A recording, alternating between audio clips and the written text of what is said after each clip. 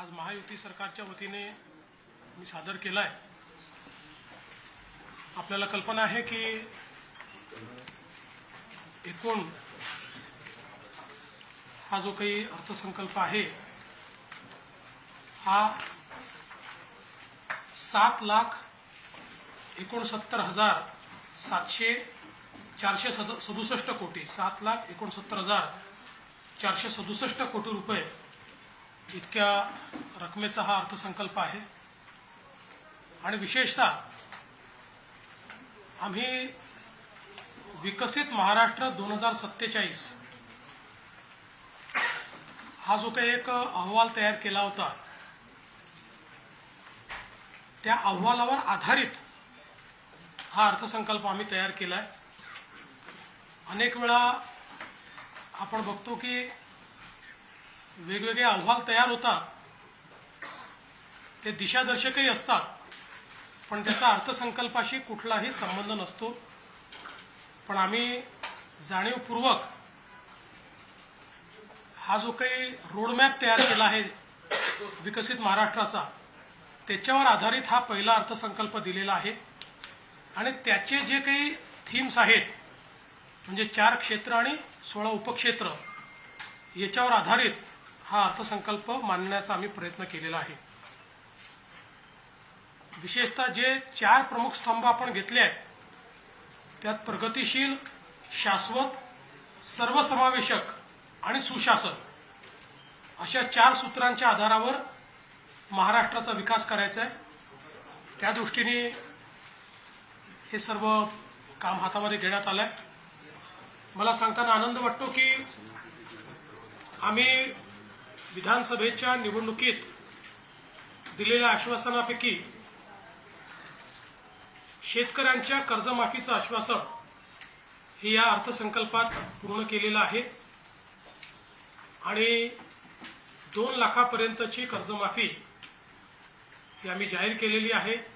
नियमित कर्ज भरणारे जे आहेत त्यांनाही 50,000 रुपये देण्याचा निर्णय आम्ही केला आहे। या व्यतिरिक्त शेतमालाला जागतिक बाजारपेठ मिळवून देण्याकरता 10 ते 15 पिकांची एकात्मिक मूल्य साखळी तयार करणं असेल, शेतीमध्ये आर्टिफिशियल इंटेलिजन्सचा उपयोग करून जी काही त्या ठिकाणी आपलं लागत मूल्य आहे, उत्पादन खर्च आहे, तो 25% कमी आणायचा आणि उत्पादकता वाढवायची, या दृष्टीने बऱ्याच उपाययोजना या अर्थसंकल्पात आम्ही सांगितलेल्या आहेत। ॲग्रीस्टॅक आणि महाविस्तार हे जे 2 आपले प्लॅटफॉर्म तयार झालेले आहेत, यामुळे एआय अडॉप्शन करता सामान्यातल्या सामान्य शेतकऱ्याला देखील अतिशय सोपं झालंय। कारण त्याला येईल त्या भाषेमध्ये तो प्रश्न विचारू शकेल, त्याला त्याचं उत्तर मिळेल। नुसता फोटो टाकला तरी देखील पिकाची परिस्थिती काय आहे, कीड येण्याची काय संभावना आहे, त्याकरता काय उपाययोजना केली पाहिजे, हे अतिशय प्रिसिशन पद्धतीनं शेतकऱ्याला कळू शकेल। कुठल्याही एक्सपर्टची आवश्यकता शेतकऱ्याला भासणार नाही, अशा पद्धतीनं आपण याची रचना केली आहे। 30 लाख शेतकरी आज त्याचा उपयोग करतायत, तो आपल्याला सर्व शेतकऱ्यांपर्यंत घेऊन जायचा आहे। मुख्यमंत्री सौर कृषी वाहिनीचं काम देखील अतिशय वेगानं चाललंय। जवळपास 4000 मेगावॅट आपण आता त्या ठिकाणी काम पूर्ण केलं आणि याच वर्षी अजून 10,000 मेगावॅट म्हणजे 13 ते 14,000 मेगावॅट पर्यंत यावर्षी आपण पोहोचू आणि मग आपण सर्व शेतकऱ्यांना दिवसा वीज ही त्या ठिकाणी देऊ शकू। एक अजून महत्त्वाचा निर्णय जो अर्थसंकल्पात आम्ही घेतलाय तो म्हणजे स्वर्गीय गोपीनाथ मुंडे अपघात सानुग्रह अनुदान हे आतापर्यंत केवळ शेतकऱ्यांना लागू होतं, आता ते शेतमजुरांनाही लागू करण्याचा निर्णय हा आपल्या सरकारच्या वतीने घेतलेला आहे। सिंचनाच्या क्षेत्रातही अनेक अत्यंत भरीव अशा प्रकारच्या गोष्टी आज आपण या माध्यमातून सांगितलेल्या आहेत। आणि विशेषतः सगळ्याच क्षेत्रामध्ये डिजिटायझेशन आणि एआयचा उपयोग हा करण्याचा आपला प्रयत्न आहे, जेणेकरून खर्च योग्य पद्धतीने होईल आणि परिणाम देखील मोजता येतील अशा पद्धतीने आपण हे काम करतो। आणि यात विशेषतः जागतिक बँकेच्या सहकार्याने जी आपली छोटी शहर आहे, नगरपालिकांची शहर आहे, या शहरांमध्ये जवळपास 6000 कोटी रुपये खर्च करून मलनिस्सारणाच्या योजना आणि सांडपाण्यावर प्रक्रिया याचं काम आपण हातामध्ये घेतलेलं आहे. टप्प्याटप्प्याने 100% कव्हरेज हे आपल्याला त्याचं करायचं आहे. त्याची योजना आपण जाहीर केलेली आहे. आणि त्यासोबत इतर नदीजोड प्रकल्पांच्या सोबत सगळ्यात महत्वाचा जो काही आपण या ठिकाणी सांगली कोल्हापूरचा जो प्रकल्प केलाय, त्यात त्या दोन्ही शहरातले पुराची समस्या तर समाप्त होईलच, पण हे सगळं पुराचं पाणी पश्चिम महाराष्ट्र आणि मराठवाड्यातल्या दुष्काळी भागाकडे आपण वळवतो आहोत. त्याकरता आपल्याला जागतिक बँकेने पैसे दिलेले आहेत.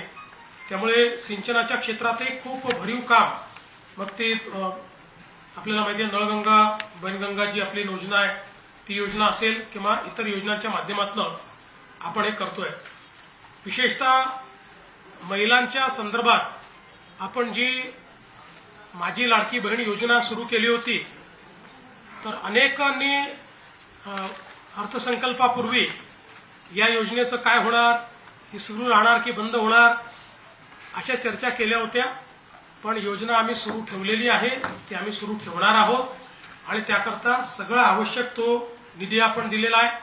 शेतकऱ्यांच्या मोफत वीज करता देखील आतापर्यंत 32,000 कोटी खर्च केले आहेत. यावर्षी 20,000 कोटी अजून आपण खर्च करतो आणि ती योजना देखील आपण सुरू ठेवणार आहोत. राज्यात आतापर्यंत 37 लाख लखपती दिदी आपण केले आहेत. यावर्षी 25 लाख आपल्या बहिणींना लखपती दिदी करण्याचा आपला प्रयत्न आहे. युवांच्या संदर्भात देखील आपल्याला माहिती आहे की एज्युसिटीची आपण स्थापना केलेली आहे. तर 5 युनिव्हर्सिटीज तिथे आल्या आहेत, अजून 7 युनिव्हर्सिटीज येणार आहेत. 1 लाख मुलं हे त्या ठिकाणी शिकू शकतील अशा पद्धतीची याची रचना आहे. आणि या सगळ्या युनिव्हर्सिटीज QS रँकिंग मधल्या पहिल्या 500च्या आतल्या युनिव्हर्सिटीज आहेत. आता तर 100च्या आतल्याच आलेल्या आहेत आपल्याकडे. आणि साधारणपणे या सगळ्या युनिव्हर्सिटीजमध्ये एलिजिबल असलेली जी आपली मुलं आहेत, 100 पैकी 8च मुलं शिकू शकतात. खर्चामुळे शिकू शकत नाही, विजामुळे शिकू शकत नाही. आता त्यांची कॅम्पसेस आल्यामुळे आपल्या मुलांना त्या ठिकाणी शिकता येईल आणि परदेशात त्याच युनिव्हर्सिटीत जे शिक्षण ते घेतात त्याच्या 1/4 पैशामध्ये त्यांना या ठिकाणी शिकता येईल अशा पद्धतीची ही आंतरराष्ट्रीय स्तराची व्यवस्था आपण केलेली आहे. आणि महिमासारखी एक संस्था आपण स्थापन करतो की ज्यातनं परदेशातल्या नोकऱ्यांकरता मुलांना तयार करणं असा आपला एक प्रयत्न त्या ठिकाणी आहे. स्टार्टअप इकोसिस्टीमला जास्त डीप करण्याकरता आपण एक फंड ऑफ फंड तयार केलेला आहे, ज्यामध्ये आपण स्टार्टअपची कॉम्पिटिशन घेतल्यानंतर जे स्टार्टअप्स स्केलेबल आहेत त्यांना जी काही वित्त आहे ते आपण उपलब्ध करून देणार आहोत. आपल्या कामाचे जे असतील अशा स्टार्टअप्सला 25 लाखापर्यंतचं काम हे आपण थेट त्या ठिकाणी देणार आहोत. त्यामुळे मला असं वाटतं की युवांकरता एक मोठा त्याचा फायदा होईल. 75,000 अजून नोकऱ्या देण्याचा आपण निर्णय या ठिकाणी घेतलेला आहे. आणि खेळांच्या संदर्भात देखील मिशन लक्षवेध याचा उल्लेख मी केलाय. सांस्कृतिक वारशाच्या संदर्भात छत्रपती शिवरायांचे जे काही युनेस्कोचे 12 किल्ले आहेत त्याचं जतन संवर्धन असेल किंवा इतरही ज्या काही महत्वाच्या घोषणा आहेत त्या घोषणा आपण यामध्ये केल्या आहेत. मी पुन्हा सांगून जास्त वेळ त्यामध्ये घेणार नाही.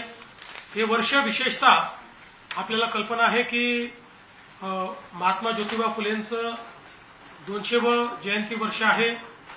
संत गाडगेबाबांचं 150वे जयंती वर्ष आहे.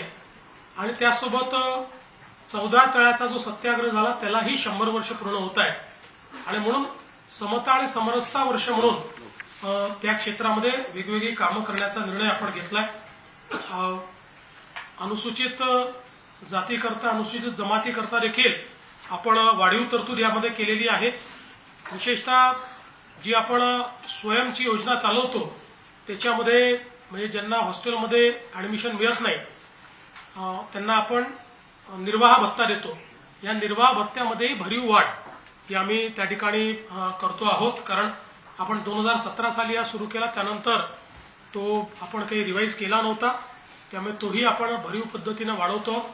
आणि आपण बिरसा नावाची एक योजना सुरू करतो ज्यामध्ये आदिवासी मुलांचे स्टार्टअप्स हे आपण त्या बिरसाच्या माध्यमातून त्या ठिकाणी त्याला प्राधान्य जे आहे ते देणार आहोत।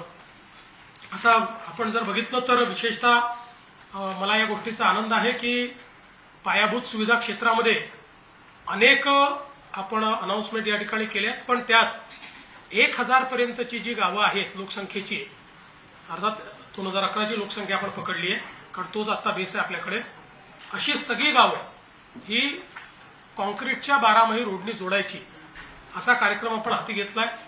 पहिल्या टप्प्यात 4500 कोटी रुपये वर्ल्ड बँकेने आपल्याला त्याकरता दिले आहेत आणि टप्प्याटप्प्याने सगळी गावं आपण त्या ठिकाणी जोडणार आहोत। यासोबत बाकीही आपण जी महत्वाची त्या ठिकाणी रस्ते आहेत त्या रस्त्यांचा एक कार्यक्रम हा आपण घोषित केला आहे। मेट्रोच्या संदर्भातली सगळी माहिती दिलेली आहे आणि महाराष्ट्रातले सगळे रस्ते चांगले व्हावे याकरता आपण एक कार्यक्रम हातामध्ये घेतलाय। उद्योगांच्या संदर्भात देखील सगळी माहिती आपल्याला दिलेली आहे। एक महत्वाची चा प्रयत्न आपला आहे की महाराष्ट्रामध्ये जर आपल्याला 33% वनाच्छादन तयार करायचं असेल, जो आपण असं म्हणतो की सस्टेनेबिलिटी करता 33% वनाच्छादन असलं पाहिजे। आज महाराष्ट्रामध्ये 21 ते 23% ते आहे आणि ते जर करायचं असेल तर आपल्याकडे वन आणि वनेतर वृक्ष जे आहेत याची संख्या जवळपास 225 कोटींनी वाढवावी लागेल आणि म्हणून आपण 300 कोटी वृक्षारोपणाचा एक कार्यक्रम हातामध्ये घेतलेला आहे। पुढच्या 7 वर्षात आपण हा कार्यक्रम पूर्ण करू, पण हा कार्यक्रम आखत असताना त्यातनं रोजगार निर्मिती पण झाली पाहिजे, पर्यावरणाचाही नीट त्याच्यात समतोल राहिला पाहिजे। याकरता अतिशय शास्त्रशुद्ध पद्धतीनं एकेका अॅग्रो क्लायमॅटिक झोनचा विचार करून सर्वात कमी वृक्षाच्छादन कुठे आहे त्याचा विचार करून तिथे किती करता येईल, कुठे जंगल वाढवता येईल, कुठे जंगलेतर करता येईल, असं एक मोठं मिशन हे आपण हातामध्ये घेतलेलं आहे। विशेषतः यावर्षी एक बाब चिंताजनक आहे। अनेक आता हवामान अंदाज असं सांगतायत की अल निनोचं वर्ष असेल, त्यामुळे दुष्काळ सदृश परिस्थिती तयार होईल आणि यावर्षी पाऊस कमी पडेल अशा प्रकारचा अंदाज आहे। त्या दृष्टीनेही आत्तापासून तयारी करून या आपत्तीचं जेवढं जास्तीत जास्त सौम्यीकरण करता येईल, आपत्ती तर काही टाळता येणार नाही पण त्याचं सौम्यीकरण कसं करता येईल, मग वैरण विकास असेल, पिण्याचं पाणी राखून ठेवणं असेल, जलसंधारणाचं काम असेल, ही सर्व कामं आपण त्या ठिकाणी हातामध्ये घेणार आहोत। सुशासन आणि गतिमानता, सुरक्षा या सगळ्या गोष्टी आपण त्या ठिकाणी सांगितल्या आहेत। एक गोष्ट मला सांगताना आनंद वाटतो की आपण याही वर्षी महाराष्ट्राला अर्थव्यवस्थेच्या सगळ्या निकषांवर आपलं जे राजकोषीय उत्तरदायित्व विधेयक आहे त्याच्या निकषाप्रमाणे ठेवू शकलो आहोत। मी विशेषतः ज्याचा उल्लेख केला आणि हा अर्थसंकल्प मी स्वर्गीय अजितदादांना समर्पित केला आहे। अजितदादांनी सातत्याने ही जी काही आर्थिक शिस्त आहे ती पाळली आहे आणि त्याचा देखील आपल्याला मोठा फायदा झालेला आहे आणि म्हणून नियमानुसार 3% आत फिस्कल डेफिसिट असलं पाहिजे। ते 3% आत 2.7% आपलं आहे। आपलं जे रेव्हेन्यू डेफिसिट आहे, महसुली तूट, ती 1% आत असली पाहिजे, ती 1% आत आपण ठेवलेली आहे। त्यामुळे या दोन्ही मानकांवर आणि आपलं जे कर्ज आहे ते 25% आत असलं पाहिजे, तेही 18.5% आपण ठेवलेलं आहे आणि त्याच्यामध्ये 1% अजून वाढ आपल्याला जी दिसते, जी आम्ही सेपरेट दाखवली आहे, ते कर्ज केंद्र सरकारने घेतलं आणि केंद्र सरकार भरणार आहे। ते आपल्याला भरावं लागत नाही, ते आपलं दायित्व नाही आहे, पण ते त्यांनी आपल्याला दिलं असल्यामुळे आपल्या बॅलन्स शीटवर आपल्याला दाखवावं लागतं। असं जवळपास 90,000 कोटीचं ते कर्ज आहे की जे आपल्याला भरायचं नाही, जे केंद्राला भरायचं आहे।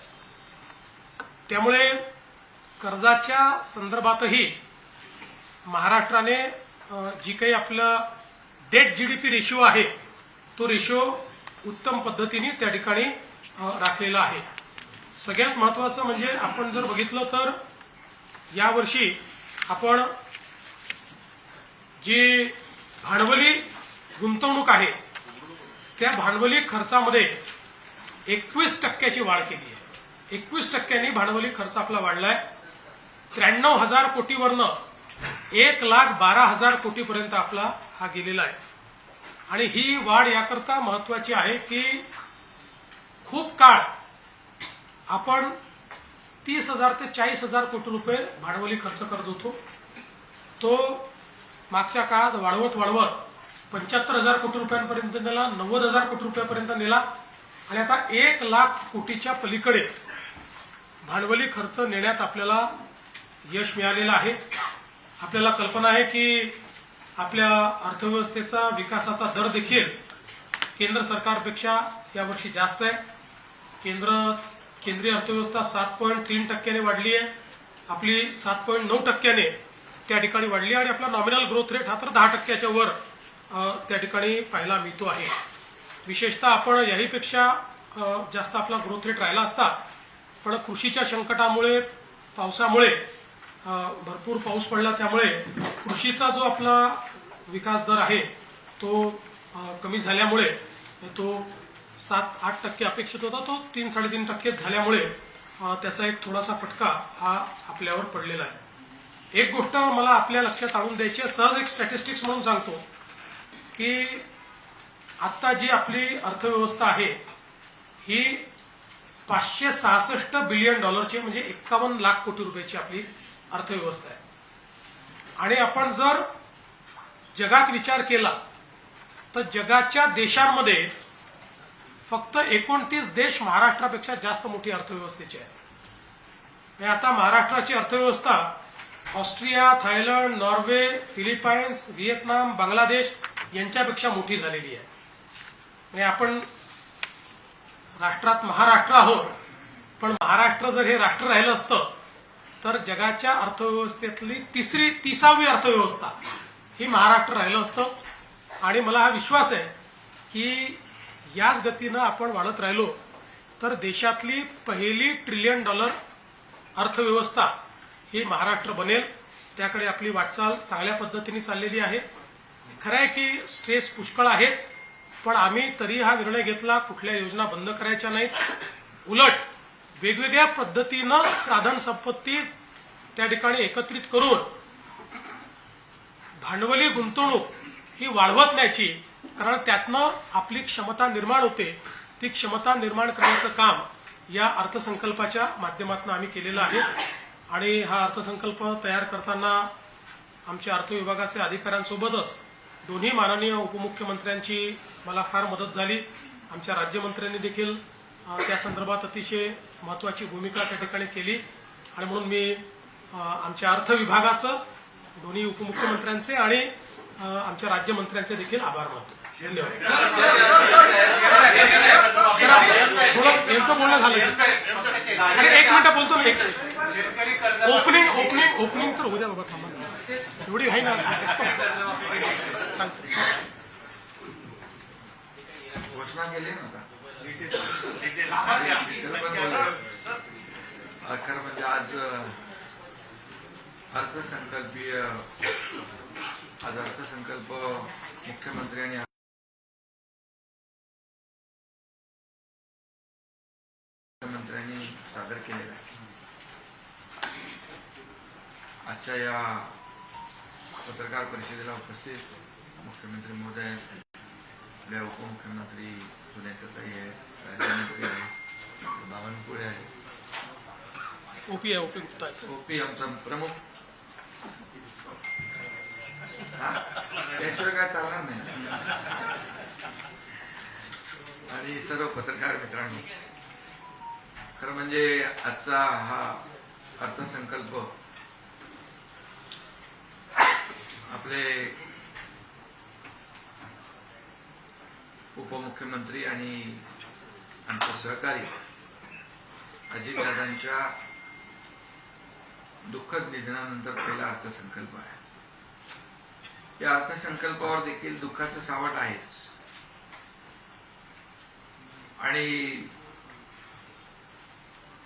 मागे देखील अधिवेशनाच्या पत्रकार परिषदेमध्ये सुरुवातीला त्यांची आठवण काढली. मुख्यमंत्री महोदयांनी देखील आम्ही आणि अर्थसंकल्प मांडण्यामध्ये देखील त्यांचा विक्रम होता. त्यांना मी भावपूर्ण श्रद्धांजली अर्पित करतो. आणि मी त्या पत्रकार परिषदेत सांगितलं होतं की मुख्यमंत्री देवेंद्रजी अर्थसंकल्प मांडतील अर्थमंत्री म्हणून, आणि ते अतिशय अर्थशास्त्रज्ञ अर्थतज्ञ बोललो तुम्ही, कारण त्यांना राज्याच्या आर्थिक घडीची नीट ओळख आहे. त्यांनी बजेटवर पुस्तकं लिहिले ना, बजेट म्हणून म्हणालो मी. अर्थसंकल्प कसा असावा आणि कसा वाचावा आणि कसा समजावा. पूर्ण वाचलं त्यात PhD झाली आपण. आणि आमची PhD नको. तर खरं म्हणजे देवेंद्रजींनी आज अर्थसंकल्प जो मांडला त्याच्यामधून त्यांची अभ्यासवृत्ती, एक विजन असलेला अर्थमंत्री, दूरदृष्टी असलेला अर्थमंत्री त्यांच्यातला आपल्याला दिसलेला आहे. आणि म्हणून मी देवेंद्रजींचं देखील मनापासून मी स्वागत करतो, अभिनंदन करतो. आणि आजचा अर्थसंकल्प आपला एक विजनरी आणि विकसित महाराष्ट्र 2047 कडे वाटचाल करणारा हा अर्थसंकल्प आहे. आणि नुसती वाटचाल नाही तर खंबीरपणे वाटचाल करणार आहे. तर आजच्या बजेटमधून आपण पाहिलेलं आहे की मी त्या सगळ्या डिटेलमध्ये जाणार नाही, परंतु अनेक प्रकल्प आपण घेतलेत. काही लोकांना वाटलं होतं की आता काय अर्थसंकल्प असणार, लाडक्या बहिणी योजनेमध्ये पैसे खर्च झाले, इतर योजनांमध्ये पैसे खर्च झाले, आता योजना बंद होणार, मग कामं कशी होणार. परंतु जे प्रकल्प घेतले त्या प्रकल्पांमध्ये मी जाणार नाही. परंतु हे प्रकल्प जे आहेत, रस्ते आहेत, यामध्ये मेट्रोचं जाळं आहे, रेल्वेचं जाळं आहे, जलमार्ग आहे, आणि अगदी ग्रामीण भागात देखील रस्त्यांचं जाळं निर्माण व्हावं याचं बारीक सारीक लक्ष देऊन 1000 गावांच्या 1000 लोकसंख्येच्या गावात देखील कॉन्क्रीटचे रस्ते असावे, अशा प्रकारचे अगदी शहरी भागाबरोबर ग्रामीण भागाचा देखील विकास झाला पाहिजे, हा दृष्टिकोन ठेवून या ठिकाणी हा प्रयत्न केलेला आहे. म्हणजे रस्त्यांचं जाळं, मेट्रोचं जाळं, रेल्वेचं जाळं, आणि त्याचबरोबर ही काही कनेक्टिव्हिटी आहे, इन्फ्रास्ट्रक्चर, म्हणजे प्रमुख म्हणजे इन्फ्रास्ट्रक्चर, पायाभूत सुविधांवर भर दिलेला आहे. आणि मगाशी सांगितल्याप्रमाणे भांडवली खर्चाची काही वाढ झालेली आहे. या पायाभूत सुविधा आवश्यक आहेत राज्याला, आणि म्हणून ज्या राज्याच्या पायाभूत सुविधांवर खर्च जास्त असतो, इन्फ्रास्ट्रक्चरवर खर्च जास्त असतो, त्या राज्याची प्रगती पहिल्या क्रमांकावर असते. आणि म्हणून जवळपास 8 ते 10 लाख कोटीची कामं आपल्या राज्यामध्ये चालू आहेत. मला वाटतं देशातले पहिलं राज्य आहे की इन्फ्रा प्रोजेक्ट जे आहे ते महाराष्ट्रामध्ये सगळ्यात जास्त सुरू आहे. समृद्धी वगैरे तर आपण पाहिलंय, अटल सेतू वगैरे, कोस्टल, या सगळ्या गोष्टी आपण पाहतोय. आणि देखील आपण रस्ते पुढचे करतोय, मुख्यमंत्री मोदयांनी त्याच्यामध्ये उल्लेख केलेला आहे. त्यामुळे मोठ्या प्रमाणावर हे पायाभूत सुविधांचं जाळं निर्माण करण्यावर भर दिलेला आहे. आणि त्याला वेगवेगळे मॉडेल देखील आम्ही अवलंबलेले आहेत. आणि त्या माध्यमातून या पायाभूत सुविधांची कामं होतील. त्यात मगाशी मुख्यमंत्री महोदयांनी बजेट वाचताना देखील त्याच्यामध्ये सगळ्या प्रकल्पांची माहिती दिलेली आहे. म्हणजे अगदी मुंबई विमानतळापासून नवीन मुंबई विमानतळाचं मेट्रोने जोडणं असेल, त्याचबरोबर इकडून आपलं वाढवणपर्यंत कनेक्टिव्हिटी देणं असेल, ती नाशिकपर्यंत वाढवणं असेल, समृद्धीला जोडणं असेल, अशा अनेक मगाशी प्रकल्पांच्या बाबतीमध्ये मुख्यमंत्र्यांनी माहिती दिली. मी त्या डिटेलमध्ये काही जाऊ इच्छित नाही. पण खऱ्या अर्थाने आज विरोधकांना वाटत होतं की हे सगळं योजना सुरू आहे, त्यातल्या योजना बंद होतील, मग प्रकल्प कसे होतील, परंतु ही सगळी कसरत आम्ही केलेली आहे. आणि म्हणूनच मी मगाशी सांगितलं की मुख्यमंत्री महोदयांनी सादर केलेला अर्थसंकल्प जो आहे हा एक विजनरी आणि विकसित महाराष्ट्र 2047 कडे खंबीरपणे वाटचाल करणार आहे. जसं आदरणीय देशाचे प्रधानमंत्री विकसित भारत 2047चं स्वप्न आणि संकल्प घेऊन पुढे चालले, त्याला महाराष्ट्रातून मोठं योगदान आहे, मिळणार आहे. $5 ट्रिलियन जे काही प्रधानमंत्री महोदयांचा जो गोल आहे, आमचा महाराष्ट्राचा $1 ट्रिलियन गोल आहे. पण मी त्याहीपेक्षा सांगू इच्छितो की नीती आयोग जेव्हा इकडे आला, त्यांनी जेव्हा बैठक घेतली त्यावेळेस सांगितलं $1 ट्रिलियन नाही, $1.5 ट्रिलियन फक्त मुंबई आणि MMR मध्ये पोटेन्शियल आहे. आणि त्यामुळे सगळ्यात जास्ती योगदान महाराष्ट्राचं आपल्या विकसित भारत 2047 मध्ये विकसित महाराष्ट्र 2047च्या रूपाने होणार. आणि म्हणूनच मी मुख्यमंत्री महोदयांचं मगाशी अभिनंदन केलं. त्याचबरोबर सगळ्यात महत्वाचं म्हणजे पुण्यश्लोक अहिल्यादेवी होळकर शेतकरी कर्जमाफी कधी करणार, कर्जमाफी कधी करणार असं विरोधक बोलत होते. आणि त्यावेळेस निवडणुका होत्या, मुख्यमंत्री मी होतो, देवेंद्रजी आणि अजितदादा आमची टीम होती. आणि त्यावेळेस आम्ही घोषणा केली, लाडकी बहीण योजना तर सुरूच होती आणि शेतकरी कर्जमाफीची घोषणा केली. तेव्हा कर्जमाफी कधी करणार, लाडक्या बहीण योजनेचे पैसे कधी, ते तर पैसे सुरू आहेत. पण आम्ही सांगितलं होतं योग्य वेळी कर्जमाफी होणार. आणि आजच्या बजेटमध्ये मुख्यमंत्री महोदयांनी ती घोषणा करून योग्य वेळ सिद्ध केलेली आहे. त्यामुळे आता विरोधकांना काय बोलायला संधी आम्ही ठेवलेली नाही. आणि म्हणून मुख्यमंत्री माझी लाडकी बहीण योजना हेही सांगितल्याप्रमाणे मुख्यमंत्र्यांनी कधी बंद होणार नाही आणि ती कायम सुरू राहणार. शेतकऱ्यांची कर्जमाफी देखील ते सांगितलंय, आपलं 2025 सप्टेंबर पर्यंत 2 लाखापर्यंत जी कर्जमाफी करायची आहे. आणि त्याचबरोबर नियमित कर्ज भरणारे जे 50,000 रुपये इन्सेंटिव्ह देतो तेही आम्ही देणार. आपल्याला आठवण म्हणून मी सांगतो, महाविकास आघाडीने हे 50,000 रुपये इन्सेंटिव्ह देणार म्हणून घोषणा केली होती, पण त्यांनी दिले नाही, महायुतीने दिले. महायुतीने आम्ही दिले ते.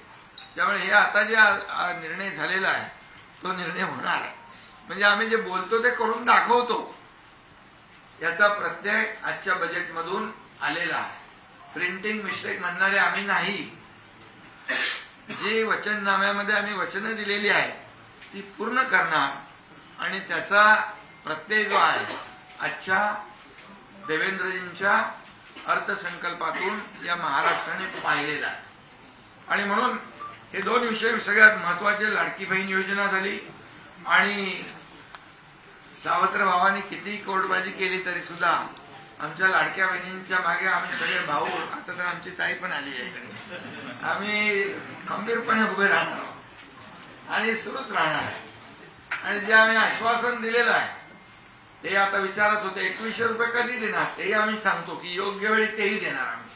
आम्ही कधी मागे फिरणार नाही. बजेटच्या आधी ते तुम्हाला सांग योग्य वेळी, आज योग्य वेळी पाहिलं तुम्ही, त्या बोलत नाही आम्ही खाली, फक्त बोलत नाही, आम्ही करतो. आणि त्यामुळे मी मुख्यमंत्र्यांना धन्यवाद देईन की बळीराजाच्या मागे खंबीरपणे महायुती सरकार उभं राहिलेलं आहे. आम्ही नेहमी भाषणात सांगायचो, कर्जमाफी असो, लाडकी बहीण योजना असो, किंबहुना इतर ज्या सुरू केलेल्या योजना कधी बंद होणार नाही. आणि आम्ही हेही सांगायचो, शासनाच्या तिजोरीवर पहिला अधिकार हा बळीराजाचा आहे आणि तो आज सिद्ध करून या ठिकाणी महायुती सरकारने दाखवलेला आहे. त्याचबरोबर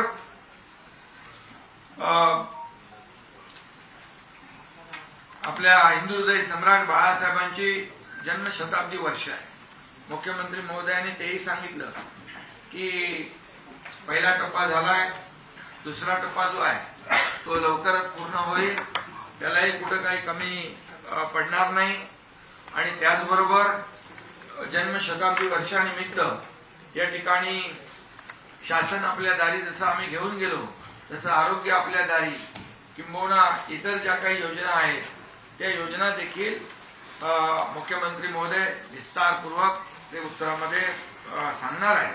आणि त्यामुळे ही एक प्रकारची हिंदुहृदय सम्राट बाळासाहेब ठाकरे यांना आदरांजली, श्रद्धांजली आहे. त्यामुळे त्यांना जे जे आवडायचं म्हणजे 40 लाख मोफत घरं देण्याचा निर्णय तोही आम्ही त्याच्यामध्ये घेतोय. आणि त्यामुळे हाही एक मोठा निर्णय या ठिकाणी घेतलेला आहे. आणि आज खरं म्हणजे छत्रपती शिवाजी महाराजांची तिथीप्रमाणे जयंती आहे आणि बळीराजावर प्रेम करणारा छत्रपती शिवाजी महाराजांसारखा राजा रयतेच्या भाजीच्या देठाला हात लावता कामा नये असं म्हणणारे आमचे छत्रपती शिवाजी महाराज त्यांच्या तिथीप्रमाणे जयंतीच्या दिवशी आपण हा निर्णय घेतलाय. त्यामुळे ही खरं म्हणजे त्यांना मानाचा मुजरा आहे. आणि मी मुख्यमंत्र्यांना यासाठी आणखी धन्यवाद देईन की आमच्या गावाकडचा वासोटा किल्ला आहे, त्या वासोटा किल्ल्यामध्ये शिवाजी महाराज आपले मोगलांचे कैदी लोक ठेवायचे, कारण फार जंगल आहे, वाघ अस्वल सगळं आहे. त्यामुळे कैदी बाहेर आला की तो गेलाच. आणि म्हणून त्या वासोटा किल्ल्याला देखील रोपवेच्या माध्यमातून पर्यटन वाढवण्याचं काम त्या पर्यटकांना त्या छत्रपती शिवाजी महाराजांच्या वासोटा किल्ल्यापर्यंत पोहोचता आलं पाहिजे यासाठी देखील रोपवे देखील या ठिकाणी जाहीर केलेलं आहे. अशी अनेक कामं या ठिकाणी मी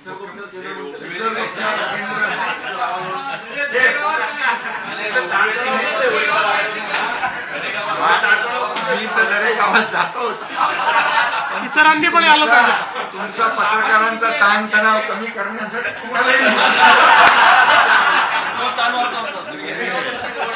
आणि तुम्हाला घेऊन जाऊ, तुम्हाला नक्की आवडेल ते.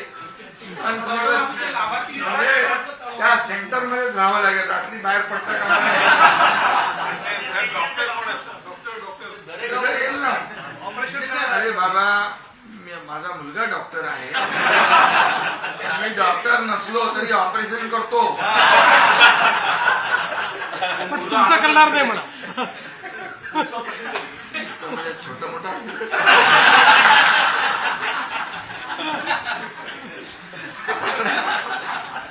ऑपरेशन म्हणजे कुणाला कधी होऊ नये, आजार होऊ नये.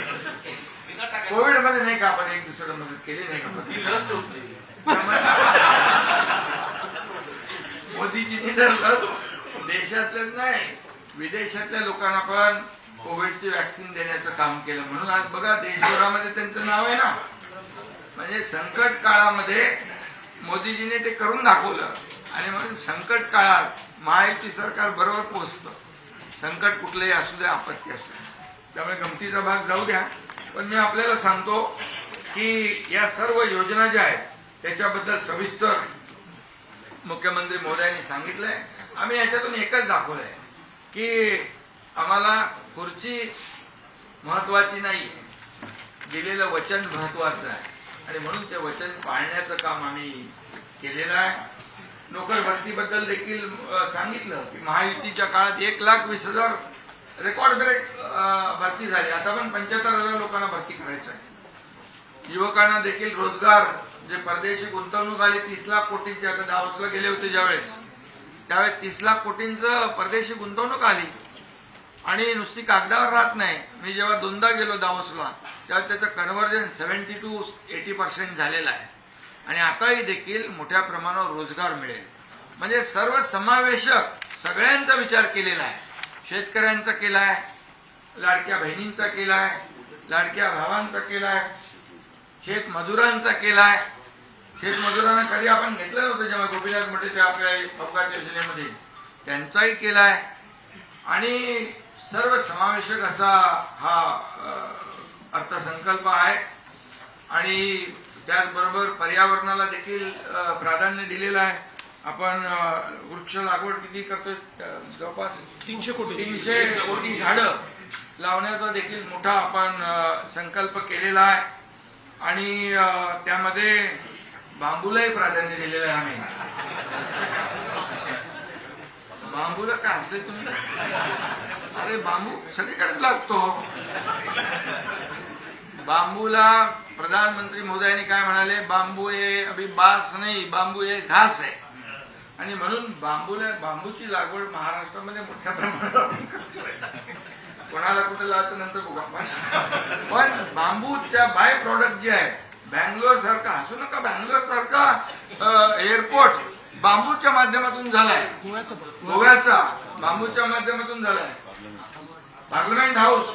आणि त्यामुळे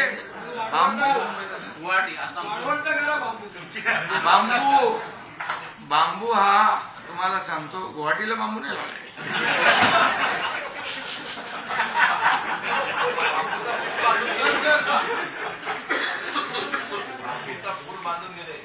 आणि तुम्हाला सांगतो, बांबू म्हणजे आमचा मगाशी आपला काय त्यांचं नाव, बांबूवाला आपला आशा पटेलला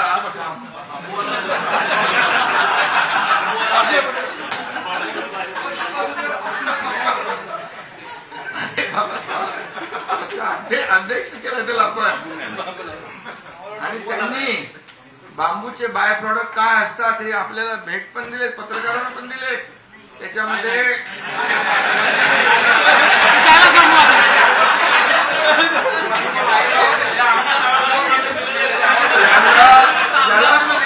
ज्याला मिळाले नसतील त्याला द्यायला सांगतो. पण बघा, बाय प्रॉडक्ट बरोबर एक एक बांबू बी देते. आणि म्हणून त्याच्यामध्ये टॉवेल पासून, टी शर्ट पासून काय काय वस्तू आहे त्याच्या बांबूच्या बाय प्रॉडक्ट. चष्मा पण आहे, घड्याळ आहे, घड्याळ ते सुद्धा पाशा पटेल घालतात. आणि त्यामुळे सांगतो, त्यामुळे त्यालाही प्राधान्य दिलेलं आहे. आणि पर्यावरणाला महत्व दिलेलं आहे या अर्थसंकल्पात. आणि किती बोजा पडणार आता आज घोषणा केली आहे, बोजा काय, आता बोजा आम्ही सहन करणारे लोक आहोत.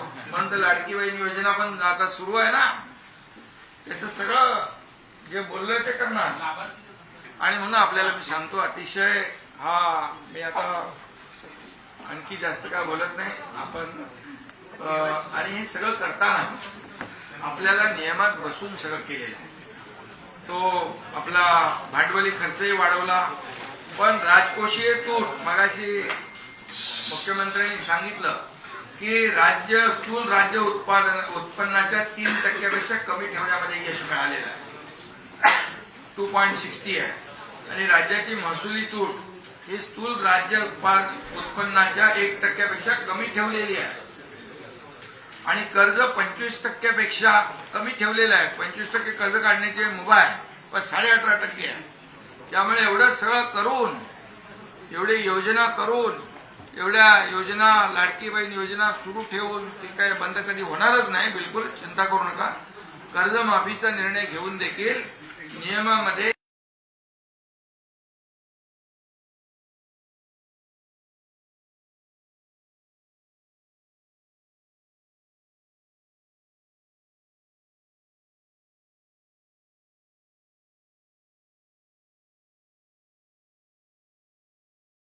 माध्यमातून आपल्या समोर आलेला आहे. आणि म्हणून हे सगळी कसरत करून नियमाचं उल्लंघन न करता या सगळ्या बाबी त्यांनी बसवलेल्या आहेत. मी ओपी गुप्ता आणि त्यांचे सर्व सहकारी इकडे आहेत. ओपी सुन रहे ना?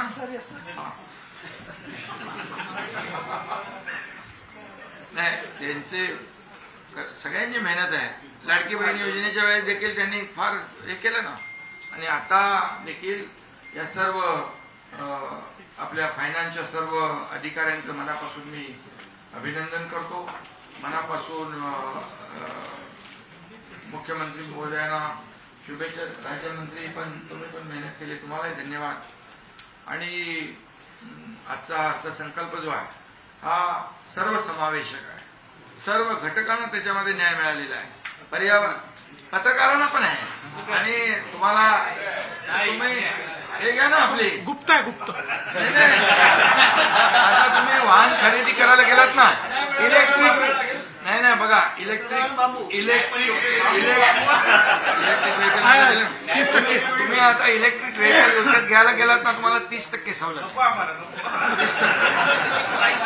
तुम्हाला आता टोल मध्ये सवलत दिली की नाही आम्ही टोल नाके. अरे मुंबई एंट्री पॉइंट यांचं झालं की बाबा मुंबई एंट्री पॉइंट आणि बसू काढले ना.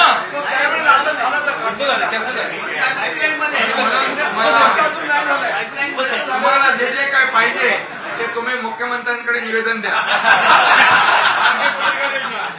सगळ्यांना मी धन्यवाद देतो.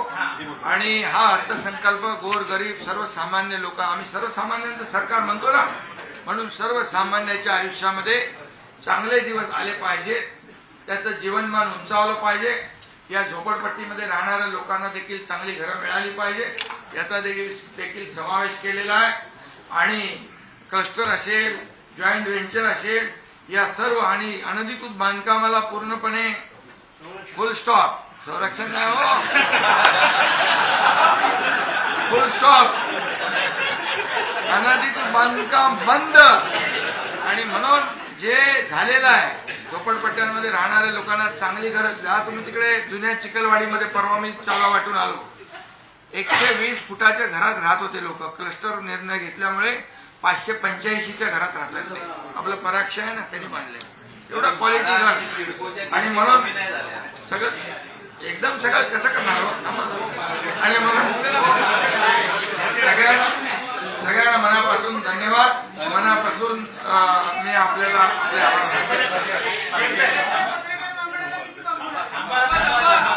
जरा ताई आता बोलतोय.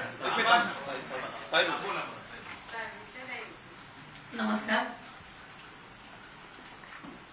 राज्याचे मुख्यमंत्री तथा वित्तमंत्री आदरणीय देवेंद्रजी फडणवीस साहेब, उपमुख्यमंत्री एकनाथजी शिंदे साहेब, राज्यमंत्री जयस्वाल साहेब, बावनकुळे साहेब आणि या पत्रकार परिषदेला उपस्थित असलेले सर्वच पत्रकार बंधू भगिनींनो, सर्वांचं या पत्रकार परिषदेमध्ये स्वागत आहे. सुरुवातीलाच यंदाचा हा अर्थसंकल्प आदरणीय अजितदादांना समर्पित केल्याबद्दल मी पहिल्यांदा माननीय मुख्यमंत्र्यांना मी खूप खूप धन्यवाद देते. तसेच आदरणीय दादांचं उचित स्मारक उभारणं, त्यांच्या नावाने गतिमान नागरी सेवा पुरस्कार सुरू करण्याची जी घोषणा आपण केलेली आहे आणि माझ्या मते तीच खरी दादांना उचित श्रद्धांजली अर्पण केलेली आहे. आदरणीय मुख्यमंत्र्यांनी हा अर्थसंकल्प सर्व घटकांचा विचार करून अतिशय समर्पक विकसनशील महाराष्ट्रासाठी सादर केलेला आपण सगळ्यांनीच ऐकला आहेच. हा अर्थसंकल्प विकसित महाराष्ट्राच्या दिशेने वाटचाल करणारा, दृष्टीपूर्ण, सर्वसमावेशक आणि विजन डॉक्युमेंटरीचा प्रभावी अंमलबजावणी करणारा हा आहे. तसेच प्रादेशिक संतुलित विकासाला चालना देणारा, तसेच प्रगतिशील, शाश्वत, सर्वसमावेशक आणि सुशासन या 4 प्रमुख आधारस्तंभावरती राज्याचा विकास साधणारा आहे. आणि म्हणूनच मी आदरणीय मुख्यमंत्र्यांचं खूप खूप अभिनंदन करते. आदरणीय दादांनी मांडलेल्या प्रगत आणि विकासाभिमुख अर्थसंकल्पांशी सुसंगत अशी दिशा या अर्थसंकल्पातून दिसून येते. जवळजवळ दादा जायच्या आदल्या दिवशीपर्यंत 27 तारखेपर्यंत दादांची या अर्थसंकल्पाची तयारी सुरू होती आणि याच मुळे दादांच्या या विकासदर्शीचा विचार करून महाराष्ट्राच्या प्रगतीचा वेग कायम ठेवण्याचा प्रयत्न या अर्थसंकल्पातून करण्यात आला. त्याबद्दल मी मुख्यमंत्री साहेबांचं मी खूप खूप त्यांचे आभार मानते. कृषी क्षेत्राला बळकटी, पायाभूत सुविधा मजबूत करणं, पर्यटन, उद्योग आणि सेवा क्षेत्रांचा विस्तार करून रोजगार निर्मितीला चालना देण्याच्या दृष्टीने विशेष तरतुदी करण्यात आलेल्या आहेत, आपण सगळ्यांनी पाहिलेलं आहे. पायाभूत सुविधा निर्माण करण्यासाठी सुद्धा वाढीव 20% इतकी वाढ केल्यानं राज्यात मोठ्या प्रमाणात पायाभूत सुविधांना निर्माण होतील. आदरणीय दादांच्या संवेदनशील विचारानुसार दिव्यांगाकरिता सुद्धा जिल्हा वार्षिक योजनेअंतर्गत 1% निधी राखून ठेवण्याचा निर्णय यामध्ये घेण्यात आलेला आहे. तसेच छत्रपती संभाजी महाराजांचे बलिदान स्थळ असणाऱ्या पुणे जिल्ह्यातील वडोदुळापूर येथील स्मारकाचंही काम यावर्षी पूर्ण करण्यात येणार आहे. आणि दादांचं या प्रोजेक्टकडे खास करून जास्त लक्ष होतं. त्यांचा ड्रीम प्रोजेक्ट आहे असं म्हटलं तरी चालेल. यंदाचं वर्ष आंतरराष्ट्रीय महिला शेतकरी वर्ष म्हणून साजरं होत आहे आणि महिलांच्या सक्षमीकरणाला विशेष प्राधान्य देण्यात आलेलं आहे. आपल्याला माहितीच आहे की लाडकी बहीण योजनेच्या भरीव तरतुदीसह राज्यात एकल महिलांच्या सुद्धा कल्याणासाठी सुयोग्य धोरण म्हणजे लखपती दीदीच्या उपक्रम माध्यमातून महिलांना स्वावलंबी आणि सक्षम बनण्याच्या दिशेने ठोस पावलं उचलण्यात येत आहेत. कृषी क्षेत्रामध्ये एआयचा वापर करण्याबाबतचं विजन डोळ्यासमोर ठेवून आदरणीय दादांनी याबाबत पुढाकार घेतलेला आपल्या सगळ्यांना सर्वश्रुत आहे. त्याला चालना देण्यासाठी या अर्थसंकल्पामध्ये भरीव तरतूद करण्यात आलेली आहे. तसेच मुंबई महानगराच्या धर्तीवर पुण्यासह नाशिक, नागपूर व छत्रपती संभाजीनगर येथे सुद्धा ग्रोथ हब निर्माण करण्यात येणार आहे. अमृतकालीन रस्ते विकास योजना तसेच मेट्रो प्रकल्प यांच्या माध्यमातून सुद्धा पायाभूत सुविधा अधिक मजबूत करण्यात येणार आहेत. हा अर्थसंकल्प राज्यातील शेतकरी, कष्टकरी, महिला, तरुण आणि सर्वसामान्य नागरिकांच्या विकासाला चालना देणारा असून महाराष्ट्राच्या प्रगतीला नवी दिशा आणि वेग देणारा ठरेल असा मला विश्वास आहे. विकसित महाराष्ट्राच्या ध्येयपूर्तीसाठी हा अर्थसंकल्प महत्वाचा टप्पा ठरणार आहे. धन्यवाद.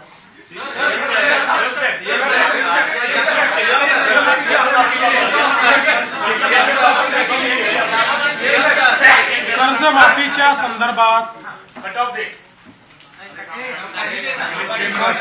ही 30 सप्टेंबर 2025 ही आपण कट ऑफ डेट केलेली आहे. 2 लाखापर्यंतचं कर्ज माफ करण्याचा निर्णय आपण घेतलेला आहे. जे नियमित कर्ज भरणारे आहेत त्यांना 50,000 रुपये देण्याचा निर्णय आपण घेतलेला आहे. समितीने ही सगळी माहिती आता जमा करणं सुरू केलेलं आहे. बँकांकडनं आत्तापर्यंत जेवढी माहिती उपलब्ध झाली आहे, अजून बऱ्याच बँकांची माहिती येणं बाकी आहे, त्यात आत्तापर्यंत 28 ते 30 लाख शेतकऱ्यांची माहिती आलेली आहे. पूर्ण माहितीचं संकलन हे जवळपास 15-20-25 दिवसात होईल. हे कर्जाचे अकाउंट्स आहेत आणि साधारण अंदाज असा आहे की 20-1 लाख अकाउंट्स हे ज्यांनी नियमित भरलेलं आहे, ज्यांना आपल्याला 50,000 रुपये द्यावे लागणार आहे असं त्याचा अंदाज आहे. त्यामुळे नाही, काही त्याला अल्पभूधारक वगैरे अजून तरी काही आपण असं कुठला त्याचा निर्णय केलेला नाही. साधारण आपण नेहमी करताना 2 हेक्टर पर्यंतचं करतो, त्यामुळे अल्पभूधारक नाही, बहुभूधारकही त्याच्यात येतात. पण त्यातही अजून जास्तीत जास्त लोकांना ती कशी मिळेल असा आमचा प्रयत्न असणार आहे. रिस्ट्रिक्टिव्ह आम्ही जात नाही आहोत, जास्तीत जास्त कसा मिळेल. त्यामुळे पूर्ण माहिती आली की एक्झॅक्ट तुम्हाला नंबर आम्ही देऊ. आणि साधारणपणे आमचा प्रयत्न असा आहे की आपल्याकडे आता ॲग्रीस्टॅक आहे. ॲग्रीस्टॅकमध्ये आपण फार्मर आयडी तयार केलेला आहे. कारण जुन्या सगळ्या कर्जमाफींमध्ये आम्हाला वारंवार हा प्रश्न निर्माण होतो की बँका कुठले अकाउंट देतात हे अनेक वेळा म्हणजे व्हेरीफाय करायला आपल्याकडे काही फारसा सोर्स नसतो. म्हणून ॲग्रीस्टॅक आणि आधार ऑथेंटिकेटेड त्या ॲग्रीस्टॅकला जॉईंट असलेला अकाउंट अशा पद्धतीनं त्याचं आर्किटेक्चर आम्ही तयार करणार आहोत. एकदा कदाचित त्याला 1-1.5 महिना वेळ लागू शकतो, एखाद महिना, पण एकदा हे आर्किटेक्चर जर आपण नीट केलं तर जे खरे शेतकरी आहेत ते सगळे त्याच्यामध्ये कव्हर होतील. आणि पूर्वी जसा आपल्याला अनुभव आलेला आहे की कधीतरी 10-12 वर्ष म्हणजे असे आपण पूर्वी बघितलं आहे, 10-12 वर्षापूर्वी बंद झालेले अकाउंट देखील काही बँकांनी आपल्याला दिले आणि आपल्याकडनं त्यातनं पैसे घेतले आहेत. आपली कर्जमाफी बँकांकरता नाही आहे. कर्जमाफी बँकेच्या अकाउंटमध्ये पैसे जावे याकरता नाही, शेतकऱ्याला त्या ठिकाणी पुन्हा एलिजिबल होता व्हावं, त्याच्या नावाने कर्ज असू नये याकरता आहे. आणि म्हणून बऱ्यापैकी थोडं सायंटिफिक पद्धतीनं करण्याचा आमचा हा प्रयत्न आहे.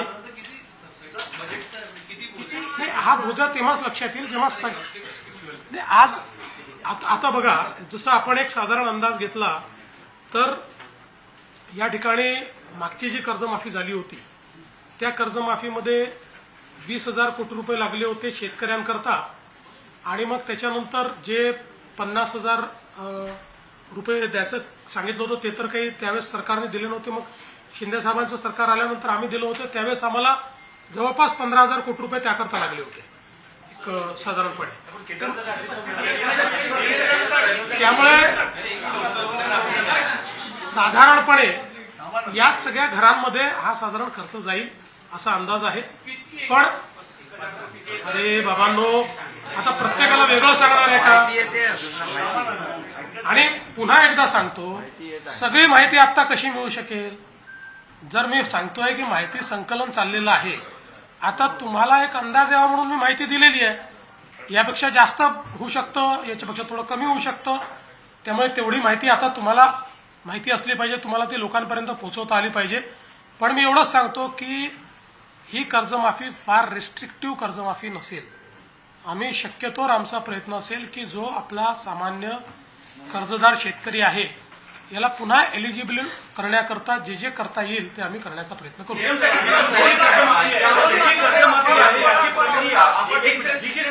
याची प्रक्रिया मोस्टली शेतकऱ्यांना आपण जून महिन्यामध्ये नवीन कर्ज वाटप करतो.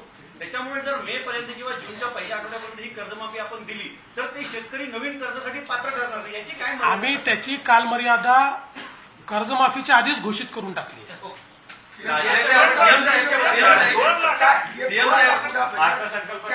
क्या ऑनगोइंग प्रोजेक्ट्स समर्पित था क्या? क्योंकि पुराने जो प्रोजेक्ट्स थे उनको जल्दी से जल्दी पूरा करना क्या सरकार की प्राथमिकता रही है? देखिए, आज महाराष्ट्र का 7,69,437 करोड़ का बजट हमने पेश किया है. इस बजट में कृषि क्षेत्र, उद्योग क्षेत्र, रोजगार निर्माण, इंफ्रास्ट्रक्चर, इन सभी चीजों के ऊपर बल दिया गया है.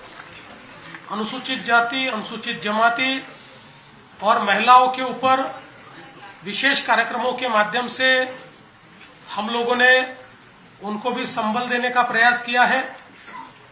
समाज के जो अन्य पिछड़ा वर्ग है उसके लिए भी कई योजनाएं शुरू की गई है. विशेष रूप से हम लोगों ने चुनाव में जो आश्वासन दिया था उसके अनुरूप हमने पुण्यश्लोक अहिल्या देवी होळकर किसान कर्ज माफी योजना की घोषणा की है. 2 लाख तक का कर्जा किसानों का हम लोग माफ करने वाले हैं. इसके साथ साथ कई प्रकार की योजनाएं आज घोषित की गई है जिससे प्रधानमंत्री मोदी जी का विकसित भारत का जो सपना है उसके अनुरूप विकसित महाराष्ट्र हम तैयार करें. मुझे इस बात की भी खुशी है कि जो आर्थिक अनुशासन है उसका भी पालन हमने इस बजट में किया है. हमारे बजट का जो आप अगर उसके फिगर्स देखेंगे तो ये ध्यान में आएगा, जो फिस्कल डेफिसिट है उसको 3% से अंदर हमने रखा हुआ है. रेवेन्यू डेफिसिट को 1% के अंदर हमने रखा है. डेट जीडीपी रेशियो ये 18.5% तक हम लोगों ने रखा है. तो कुल मिलाकर सारी योजनाएं हमने शुरू रखी है. लाडली बहन योजना हो, किसानों को मुफ्त में बिजली की योजना हो, ये सारी योजनाएं जारी रखते हुए नई योजनाओं की घोषणा करते हुए हम लोगों ने वित्तीय अनुशासन का पालन किया है। एक मैं ऐसा मान सकता हूं कि संतुलित इस प्रकार का बजट देने का हमने प्रयास किया है। त्याच्यामुळे आर्थिक उत्पन्न आणि खर्च याचं सांगड घालण्यासाठी तुम्ही काय नेमकी आर्थिक उपाययोजना करता?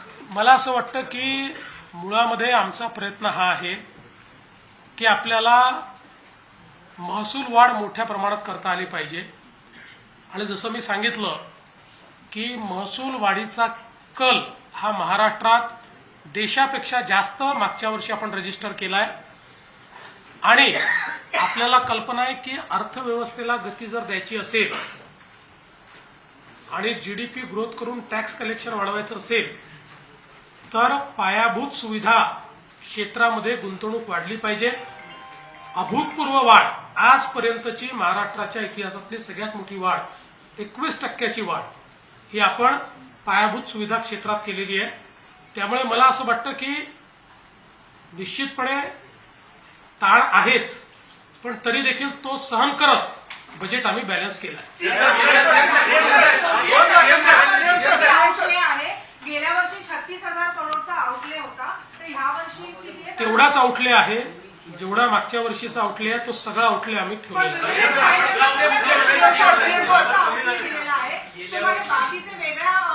असं आहे की आपल्या काही योजनांचा आउटले हा नियोजन विभागाच्या अंतर्गत आपण ठेवतो त्यामुळे नियोजन विभागात काही आउटले असतो काही त्या विभागात आउटले असतो।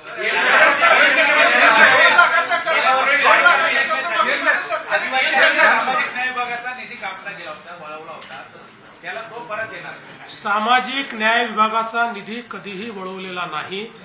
पुन्हा एकदा समजून घेतलं पाहिजे। अनेक वेळा आम्ही सांगितलं तरी कोणीतरी प्रत्येक वेळी तीच बातमी लावतं त्यामुळे पुन्हा स्पष्टपणे सांगतो नियम असा आहे वैयक्तिक लाभाच्या योजना त्या विभागाच्या अंतर्गतच दाखवाव्या लागतात।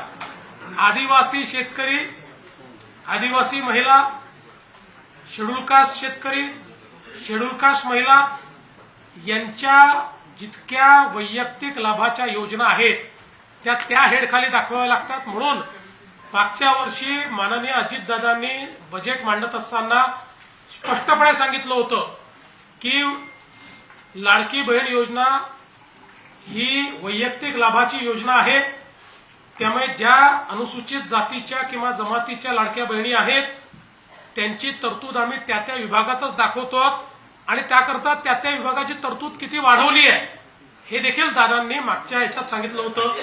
तरी दर 2 महिन्यांनी मला न्यूज पाहायला मिळते की समाज कल्याण मधले पैसे वळवले आदिवासी कल्याण मधले कुठलेही पैसे वळवलेले नाही। महाराष्ट्रामध्ये निकषापेक्षा 1 पैसाही आम्ही कमी खर्च करत नाही। कधी जर अशी पद्धत आली तर शेवटी ते पैसे रिकूप करू। तुमच्या काळामध्ये जाहीर झालेल्या कर्जमाफीले 6,000 कोटी रुपये अजून द्यायचे आहेत त्यासाठी मागच्या वेळी 500 कोटी केलेत। ही कर्जमाफी ह्या कर्जमाफी होणार का? आणि दुसरा एक प्रश्न आहे की ऍग्रिकल्चरसाठी नेमकी तरतूद यावर्षी किती केली? आपण जे सांगितलं त्या संदर्भात मागच्या वर्षी म्हणजे जे काही कोर्टाने एक निर्णय दिला होता आणि आमची जी कर्जमाफी होती पहिली त्यातले काही लोक राहून गेले अशा पद्धतीचा जो निर्णय होता त्याच्यावर आधारित आम्ही घोषणा केली की त्या सगळ्यांना आम्ही द्यायला तयार आहोत आणि आम्ही त्यांना अर्ज करायला सांगितला। लक्षात असं आलं की त्यातले 15 ते 20% लोक अर्ज करायला त्यांनी केला ते अस्तित्वात आहेत। जे अस्तित्वात होते त्यांची कर्जमाफी आम्ही केली। कृषी क्षेत्राकरता मागच्या वेळेसपेक्षा आपण तरतूद जी आहे ती वाढवली आहे। एक्झॅक्ट आकडा आता माझ्याकडे नाही आहे पण वाढवली।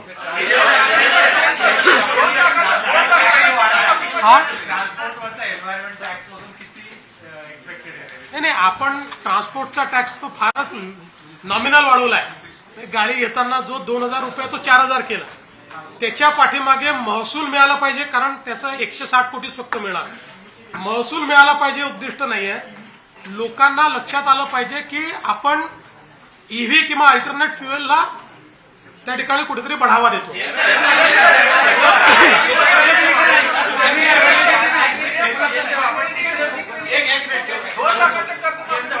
मुख्यमंत्री आहात. पहिले मुख्यमंत्री यशवंतराव चव्हाण, दुसरे वसंतराव नाईक हे मुख्यमंत्री म्हणून त्यांनी अर्थसंकल्प सादर केला होता. आपण तिसरे मुख्यमंत्री आहात.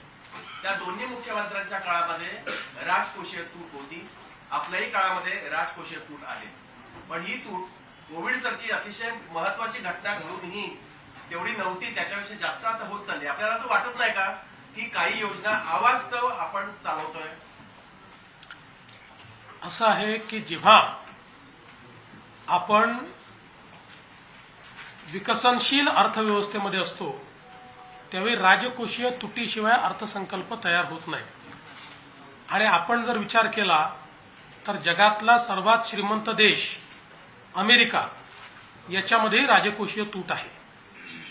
जगात असा कुठलाच देश आपल्याला पाहायला मिळणार नाही की ज्यांची राजकोषीय तूट नाही. महत्वाचं काय आहे? राजकोषीय तूट किती? आणि देशामध्ये मोठ्या राज्यांमध्ये आता फक्त महाराष्ट्र राज्य उरलं आहे की जे अजूनही 3% आत आहे. बाकी सगळे 3% पार गेले आहेत. त्यामुळे योजना आम्ही करतो, पण त्या योजनांसोबत आर्थिक शिस्त देखील आम्ही पाहतो. डिपार्टमेंटला किती ओव्हरलोड एक्सपेन्सेस जे झालेले आहेत आता कुठेही कट लावलेला नाही. कुठेही कट लावला नाही. तुम्ही बघितलं असेल, मी तुम्हाला सांगतो, सगळ्या डिपार्टमेंटला मागच्या वेळेसपेक्षा जास्त तरतूद दिली. पैसे खर्च होतात ज्या मध्य प्रदेशमधून आली तिथे तिची असलेली स्थिती आणि आपली स्थिती याची कधी तुलना मी एवढ्यात मध्य प्रदेशला गेलेलो नाही.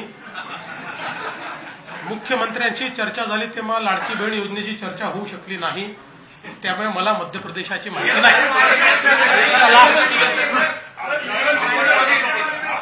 आपलं कर्ज जे आहे 11 लाख कोटीच्या पुढे गेलेलं आहे. यावर्षी आपण 16 लाख कोटी किंवा पुढच्या वर्षी आपण 16 लाख कोटीचं कर्ज घेणार आहे, जे आतापर्यंत सर्वात जास्त आहे. आपण यावर्षी नवीन योजना किंवा नवीन प्रोजेक्ट अनाऊन्स केलेले आहे. ही लाडक्या बहीण आणि तत्सम योजनांचं खरीद आहे का? पहिल्यांदा तर मी आपल्याला सांगतो की ते जे मी पुन्हा सांगतो 11 लाख कोटीच्या वर जे दिसत आहे त्यातले 89,000 कोटी रुपये हे कर्ज केंद्र सरकारचे ते परत करणार आहे. आपण परत करणार नाही. आपण एक गोष्ट मी आपल्याला सांगतो की राज्याच्या ऐपतीनुसार त्या वर्षामध्ये त्या राज्याला किती कर्ज घेण्याचा अधिकार आहे हे रिझर्व्ह बँक घोषित करतो. त्याच्यावर कोणालाही कर्ज मिळत नाही.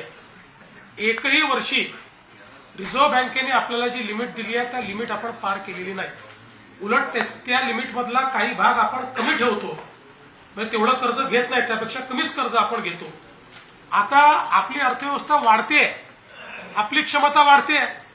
तुम्ही असा विचार करा की समजा 13-14 साली आपला जीएसडीपी हा 14 लाख कोटी होता. आता या 10 वर्षामध्ये तो 51 लाख कोटीवर गेलाय. त्याच्यामुळे आपली कर्ज घेण्याची आणि गुंतवणूक करण्याची ऐपत वाढते. जिथे आपण भांडवली खर्च 30,000 कोटी करायचो तो आता 1,15,000 कोटीवर नेलेला आहे. म्हणून मला असं वाटतं की जोपर्यंत कर्जाचा जीएसडीपीशी रेशिओ आपण वेल विदिन लिमिट मेंटेन करतोय तोपर्यंत कर्जाची फार चिंता करण्याची आवश्यकता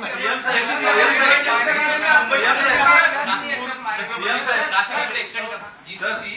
मुंबई पुणे सोडून बाहेर असं आहे की पहिल्यांदा जीसीसी करता आपण फेवरेट डेस्टिनेशन हे पुणे झालेलं आहे. पुण्यासोबत पुणे ते मुंबई हा कॉरिडॉर आपण तयार करतो. नवी मुंबई हे डेस्टिनेशन असेल. मुंबईमध्ये देखील आपण जीसीसी करता एक सेंट्रल बिझनेस डिस्ट्रिक्ट तयार करायचा विचार करतो. याच्या पलीकडे नाशिक, छत्रपती संभाजीनगर आणि नागपूर या 3 ठिकाणी पण आपण ते नेऊ. पण सुरुवातीला पहिलं मॅग्नेट हे पुणे असेल.